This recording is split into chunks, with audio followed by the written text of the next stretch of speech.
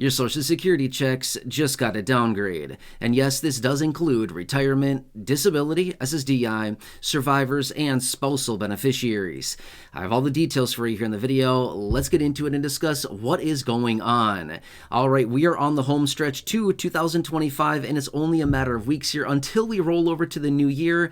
I'm not really sure if that's a good thing or a bad thing. All that I do know is that we need some change right now. The low income and fixed income are not doing so well financially. In fact, did you see my video from just the other day where I was talking about some of these reports that have come out showing just how much the low income and fixed income are struggling financially? Again, I don't need to sit here and reiterate all the information. You get it as a low income or fixed income senior or person with a disability. You understand the last couple of years have been really, really rough here.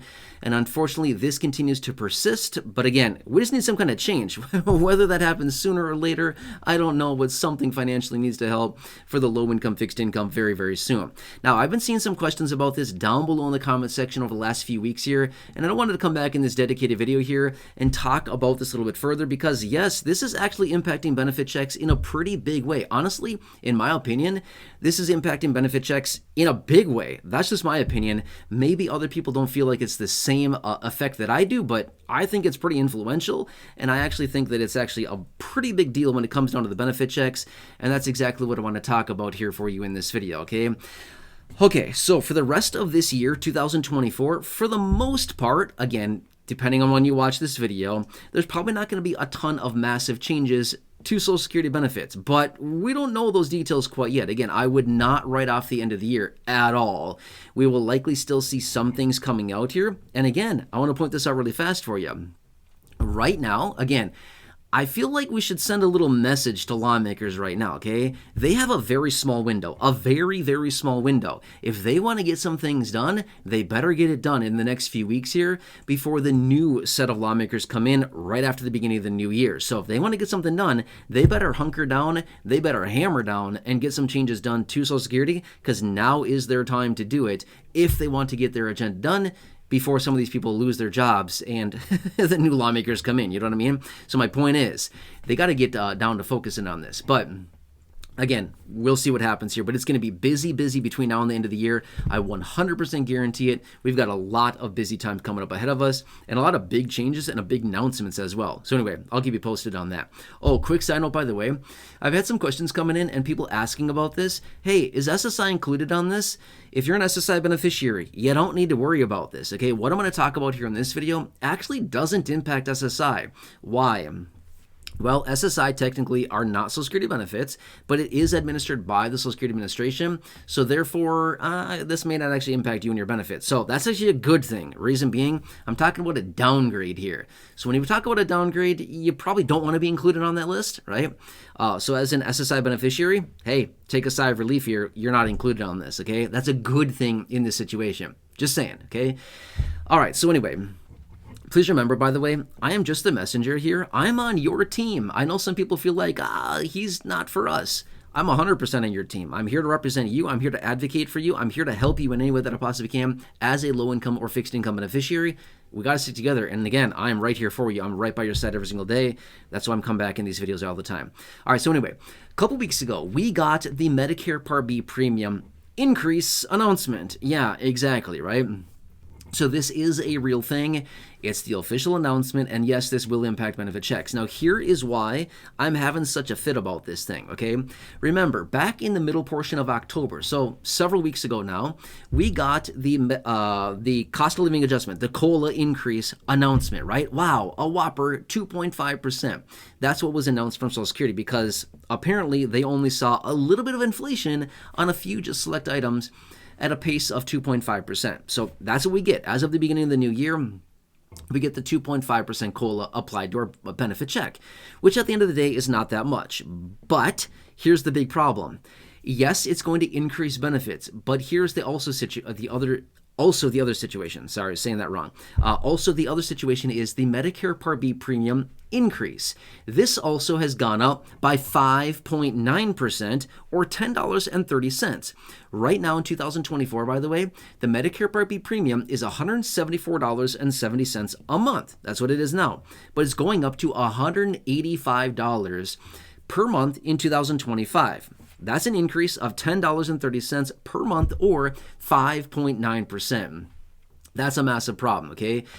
Now, here's why, again, why I'm making such a big deal about this. Okay, notice the numbers for just a second here.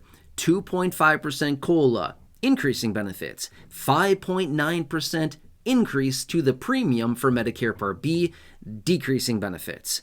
Do you see the discrepancy there, right? 2.5% increase and basically a 5.9% raise to the premium, which will decrease your benefits. Do you get that, right? What did we miss about inflation? What am I missing here, right? I'm not missing anything. You see my point here, right? How does that work? Can anybody explain that logically to me, right? How does that work? How does the COLA only go up by 2.5%, but the premium goes up magically 5.9, right? Again, that's the situation. Anyway, sorry, I don't want to sit here and hammer on this forever, but it's just like, you got to be kidding me. Okay, so anyway, as a result of this, the COLA is going to be very minimal for most people, right? Especially the lower income beneficiaries. Basically this much. If you're getting less than, say, I don't know, $1,500 a month, if you're getting less than $1,500 a month, the COLA is going to provide, about $38-ish for somebody getting $1,500 a month. If you're getting less than that, then obviously the COLA will provide less. A $1,000 monthly benefit will get you a $25 per month raise. A $500 monthly benefit check will get you a $12.50 per month raise. Again, it's not that much. But my point is, here's where the big problem comes in. If you're getting less than about $1,500 a month as your monthly benefit check, the Medicare Part B premium increase on a percentage basis and a dollar basis, the $10.30 per month, is going to impact you and your monthly benefit pretty substantially, in my opinion, right? So that's kind of the problem. The $10.30 will be automatically taken out of your benefit, provided you are enrolled in Medicare Part B. Now, not everybody needs to be enrolled in Medicare Part B. By the way, this is not advice in any way, shape, or form. It's totally up to you. But remember, Medicare Part B is optional. It is provided to you. It is given as an option. You don't need to take it. You can if you want. Probably want to, just saying. You don't have to. Again, not advice in any way, shape, or form. But I'm saying most people generally take Medicare Part B at some point, whether they take it right away when it's offered to them, maybe at some point in the future, after a little while, they decide to, delay on it. But at some point, they take the Medicare Part B option, right? You get automatically, Medicare Part A, automatically, you get it right away when you get your benefit, or basically when you enroll in Medicare, I should say, or when you get your Social Security benefit, things like that, right? In general, okay, in general, there's other moving parts around that, but in general, right, you get the Medicare Part A, but then you kind of hold off or you opt in at some point to Medicare Part B, right? Okay. So assuming that you have Medicare Part B, then yes, if you have that and you also receive Social Security benefits of any kind, like I mentioned earlier, retirement, SSDI, survivors, spousal, if those situations, it'll automatically be taken out of your check. Unless, there's always a but, right? Unless you're a Social Security retirement beneficiary who has filed for your benefit prior to the age of 65, then you're paying that probably out of pocket. You're either mailing in a check, you're making an electronic payment every month, or you have direct withdraw right out of your bank account every month. But either way, you're still paying it, right?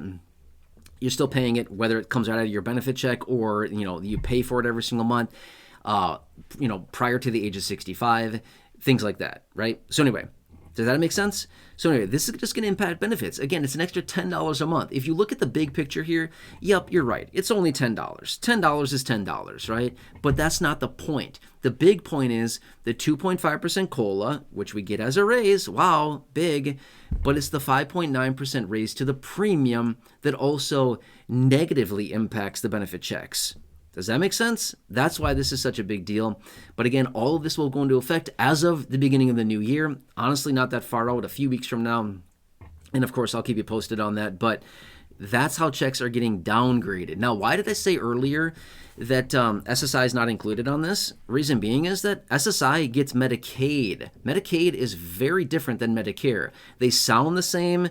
They sound very similar. They're both administered by CMS, Centers for Medicare and Medicaid Services. But then what? They're just very different. Medicaid is for the very, very low income, and SSI falls into that category. And you get Medicaid with SSI. So as a result of that, you don't have Medicare Part B in general, right? So anyway, hope that helps you. But again, I want to keep you posted on all this and just let you know what's going on. By the way, for those of you that have been asking questions down below in the comment section, I hope this helps you. If not, let me know again, and I can certainly jump on another video, another live stream, whatever you need from me. I can certainly do that for you.